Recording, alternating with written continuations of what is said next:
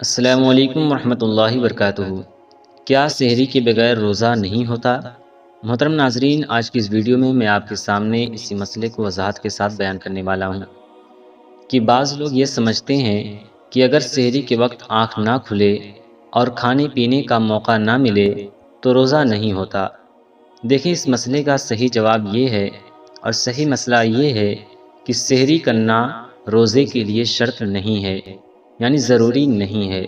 اگر کسی نے رات میں ہی روزہ رکھنے کی نیت کر لی تھی، یعنی دل میں ارادہ کر لیا تھا اور پھر سحری میں آنکھ نہ کھلی، تب بھی روزہ ہو جائے گا۔ البتہ جان بوجھ کر سحری نہ کرنا صحیح نہیں ہے، کیونکہ سحری ایک عظیم سنت ہے اور نبی کریم صلی اللہ تعالیٰ علیہ وسلم نے اس کی تاکید فرمائی۔ حدیث میں آتا ہے کہ نبی پاک صلی اللہ تعالیٰ علیہ وسلم نے فرمایا کہ سحری کرو، کیونکہ سحری میں برکت ہے۔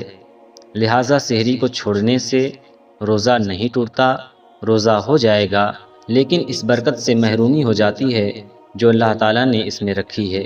اس لیے ہمیں چاہیے کہ سحری کی سنت کو اپنائیں اور اس سے فائدہ حاصل کریں۔ اللہ ہمیں عمل کی توفیق عطا فرمائے۔